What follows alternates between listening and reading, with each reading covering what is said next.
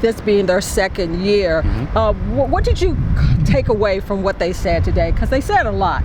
I felt like they're more comfortable. Obviously, last year when everyone came in, you don't want to say they were rushed, but they had to put together a team quickly, and they didn't really have a full chance to.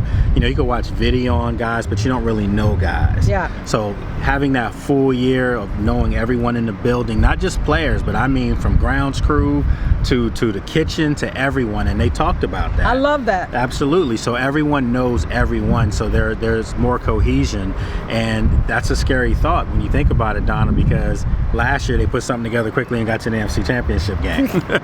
Now they don't have to get a quarterback because they already got that in place. Right. I talked to Adam Peters about the challenges looking ahead, about what they look at in that. Adam, this is for you. You talked about challenging yourself. You mentioned basketball in the beginning, so I'll stay there a little bit. Michael Jordan and Magic Johnson, when they didn't get the NBA championship, they had to challenge themselves again. You all came so close to being in the Super Bowl. What does the biggest challenge look like for you all this year? Yeah, we're all starting at the bottom again. I think I've lost that game more times than I wish to say, so it kind of stinks. But you don't just start there. You don't just start back in the championship game. You start at the bottom with everybody else. So that's the biggest challenge is building back up. But I take the lessons that you learned that year, the good and the bad of your team. And there's a lot more good than bad for sure. There's very little bad. And just try to do the things that kind of help you put yourself over the edge for the next year. But talk to me, Lake, about that as far as asking Adam about, what they looked at last year and trading with Philadelphia, their rival in the NFC East. But talk a little bit about, your question to him and your thoughts behind what he said. Yeah, I did. I asked him as far as, obviously he did trade with the Eagles last year, got the Eagles Cooper DeJean, but it also got Washington a player that they really wanted, so it worked out for both parties. But I, said that it's a little different now because that's the team you've got to get through to get to the Super Bowl. So would you have any apprehension if the call came from the Eagles or any other team in the NFC East?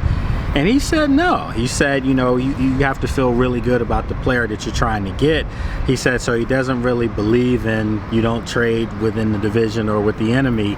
But if it's going to help your team, he's all for it. So I was actually surprised by that. I was thinking he's going to be like, no way, not anymore. But that goes to show you that they feel really good about when they evaluate a player and the talent and everything about that player from on the field to off the field.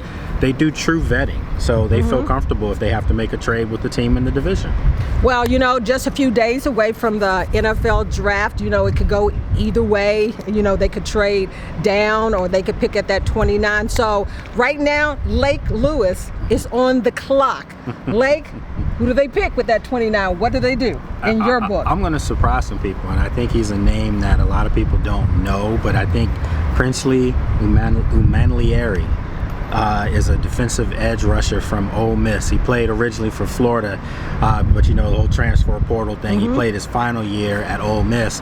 He's an absolute athlete on the edge. He's fast. He's a rugged player, but he's the type of guy that I think would just fit in with what they need here. I'm going to say this because you put me on the spot. I think he is the player that they would take, but I think they're going to trade back. And I think they can trade back and still get this guy and pick up another draft pick. Well, the only good news with what Lake said, music in my ears, he said edge rusher. Yeah, he said on the defensive side of the ball, and that's what I'm always preaching right now, is the defensive side of the ball in the trenches is where you have to pick.